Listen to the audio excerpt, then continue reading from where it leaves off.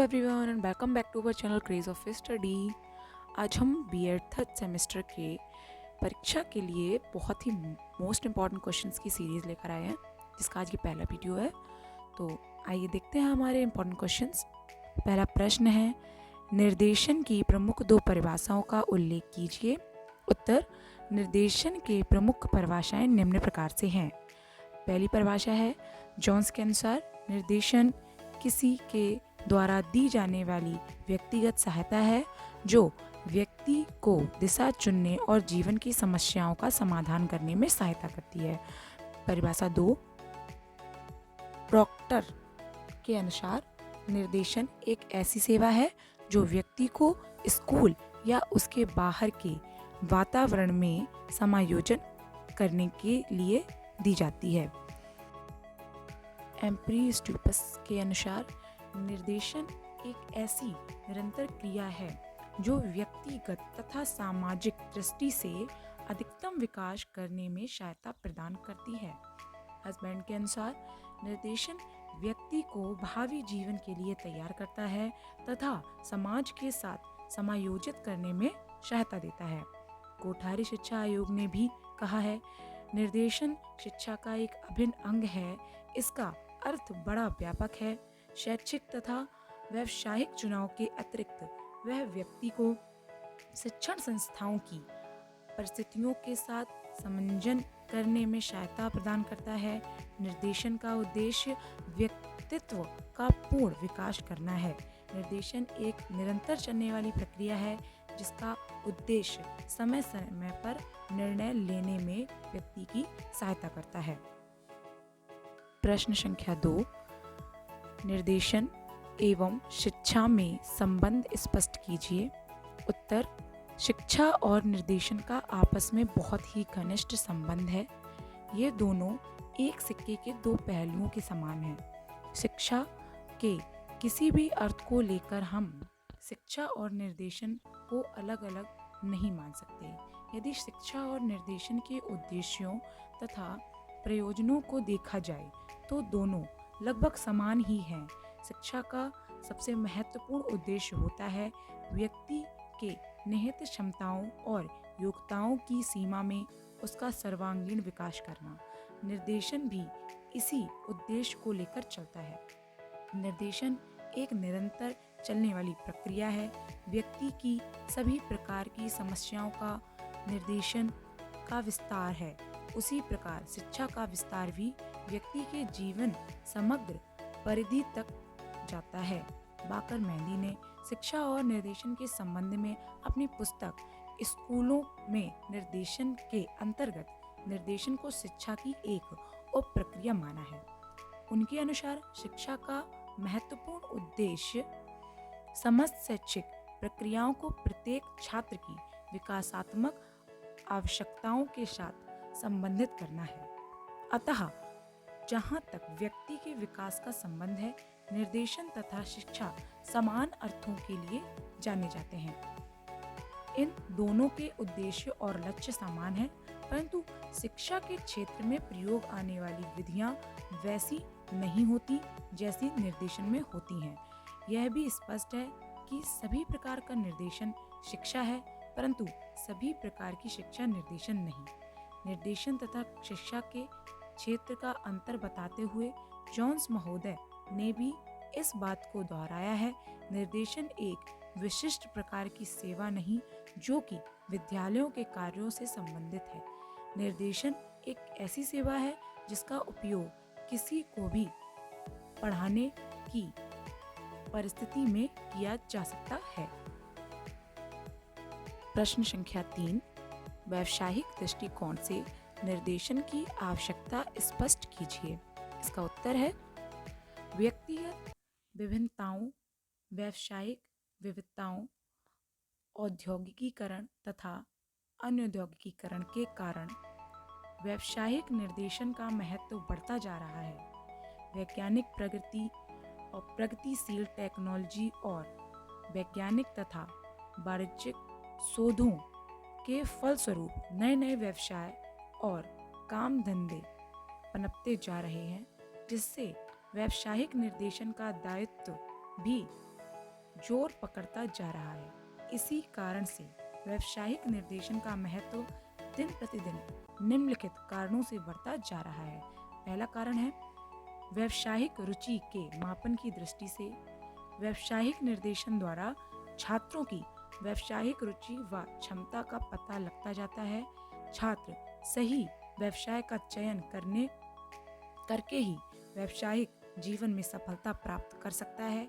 व्यावसायिक निर्देशन द्वारा ही व्यावसायिक अभिक्षमता व रुचि का मापन हो सकता है। कारण 2, औद्योगिक एवं तकनीकी दृष्टि से स्वतंत्रता उपरांत काल में औद्योगिक तथा तकनीकी क्षेत्र में काफी महत्वपूर्ण परिवर्तन हुए हैं। पग पग पर विज्ञान और तकनीकी का प्रयोग किया जा रहा है। स्कूलों में भी नई शिक्षा नीति के अंतर्गत व्यवसायोन्मुख शिक्षा दी जा रही है। निर्देशन के माध्यम से बच्चों को यह जानकारी दी जा सकती है कि व्यवसाय की दृष्टि से कौन से अधिक उपयोगी हैं। कारण 3, व्यवसाय के चयन का उसमें सामंजस्य की दृष्टि से उच्च कक्षाओं में पहुंचकर छात्रों को व्यवसाय का चयन करना होता है। ऐसे समय पर व्यावसायिक निर्देशन की आवश्यकता पड़ती है। व्यवसाय में सफलता के लिए समंजन की आवश्यकता भी जरूरी है, जो व्यावसायिक निर्देशन द्वारा ही संभव है। प्रश्न संख्या 4, निर्देशन की विशेषताओं का वर्णन कीजिए। उत्तर, निर्देशन की निम्नलिखित विशेषताएं हैं। विशेषता पहली, निर्देशन एक निरंतर चलने वाली प्रक्रिया है जो कि बालक के विकास विद्यालय में प्रारंभ होकर अंत तक चलती रहती है।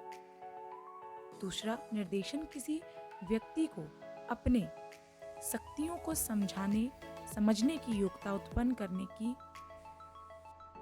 प्रश्न संख्या 4, निर्देशन की विशेषताओं का वर्णन कीजिए।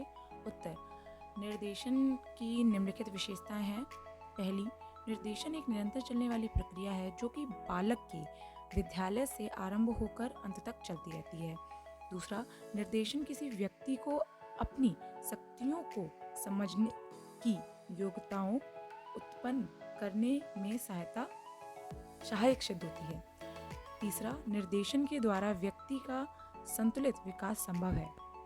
चौथा, निर्देशन किसी व्यक्ति की समस्याओं का समाधान करने में सहायता प्रदान करता है। पांचवा, निर्देशन की सहायता से व्यक्ति को अपने वातावरण के साथ समायोजन करने में सहायता मिलती है। छठवां, निर्देशन व्यक्ति को अपने जीवन के कार्यों को व्यवस्थित करने, अपने स्वयं के दृष्टिकोणों को विकसित करने, अपने स्वयं के निर्णयों को करने और अपने स्वयं के उत्तरदायित्वों को वहन करने में सहायता देता है। 7, निर्देशन व्यक्ति के व्यक्तिगत जीवन को सुखी और सामाजिक जीवन को उपयोगी बनाता है। 8, निर्देशन एक सेवा है। 9, निर्देशन एक जटिल प्रक्रिया है। 10, निर्देशन बालक के विद्यालय, परिवार, पड़ोस और समाज के साथ समायोजन स्थापित करने में सहायक है। 11, निर्देशन व्यक्तिगत विभिन्नताओं पर आधारित होता है। 12, निर्देशन की प्रक्रिया व्यक्ति केंद्रित होती है। 13, निर्देशन एक महत्वपूर्ण शैक्षिक सेवा है। 14, निर्देशन प्रत्येक व्यक्ति की रुचियों, उपयोगिताओं, क्षमताओं और प्रतिभाओं पर आधारित होता है। 15, निर्देशन व्यक्ति के सर्वोन्मुखी विकास में सहायक है। निर्देशन व्यक्ति के वर्तमान और भविष्य से संबंधित योजनाओं के बनाने में सहायता करता है। निर्देशन सदैव व्यक्ति और समाज की भलाई के लिए दिया जाता है। प्रश्न संख्या 5, निर्देशन तथा शिक्षा में कौन कौन से मुख्य अंतर हैं, स्पष्ट कीजिए। उत्तर है, निर्देशन और शिक्षा का लक्ष्य समान होने पर भी इनमें निम्नलिखित अंतर हैं। पहला अंतर है, शिक्षा एक विस्तृत शब्द है, जन निर्देशन उसका एक भाग मात्र ही है। दूसरा, सभी प्रकार का निर्देशन शिक्षा है, परंतु सभी प्रकार की शिक्षा निर्देशन नहीं हो सकती। तीसरा, शिक्षा के अंतर्गत समाज की आवश्यकताओं पर अधिक बल दिया जाता है, परंतु निर्देशन की प्रक्रिया के अंतर्गत व्यक्तिगत आवश्यकताओं पर अधिक बल दिया जाता है। चौथा, शिक्षा के अंतर्गत निर्देशों को महत्वपूर्ण माना जाता है, परंतु प्रत्येक निर्देशन को शिक्षा नहीं कहा जा सकता। वास्तव में यह माना जाता है कि निर्देशन में निर्देश बिल्कुल नहीं दिए जाते। पांचवा, जॉन्स का मत है, निर्देशन विशिष्ट प्रकार की सेवा नहीं जो केवल विद्यालय के कार्यों से संबंधित हो। यह ऐसी सेवा है जिसका उपयोग किसी भी शिक्षण की परिस्थिति में किया जा सकता है। छठवां, शिक्षा के अंतर्गत मजदूरी का कुछ तत्व मिल सकता है, परंतु निर्देशन के अंतर्गत व्यक्ति का सहयोग प्राप्त करके उसको सहायता प्रदान की जाती है। वास्तव में निर्देशन शिक्षा दर्शन की उपज है। प्रश्न संख्या 6, भारत में निर्देशन की समस्याओं पर प्रकाश डालिए। उत्तर है, हेडिंग है हमारी, निर्देशन की प्रमुख समस्याएं। किसी भी अनुसंधान कार्य को करते समय निर्देशन की अनेक समस्याएं उभरकर सामने आती हैं। ये निम्न प्रकार से हैं। निर्देशन का आकार छोटा होना चाहिए, क्योंकि जो निर्देशन बड़े होते हैं उनका निर्धारण करना बहुत कठिन होता है, क्योंकि छोटे आकार में यदि पूर्ण प्रतिनिधित्व ना हो तो निष्कर्ष सही नहीं निकल पाते। निर्देशन निर्धारित करते समय हमें निम्न चित्र को ध्यान में रखना चाहिए। पहला है, समग्र की प्रकृति,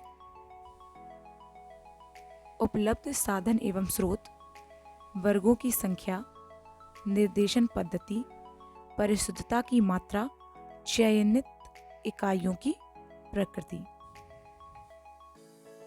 प्रश्न संख्या 7, निर्देशन एवं परामर्श के मध्य संबंध स्थापित कीजिए। Most important question.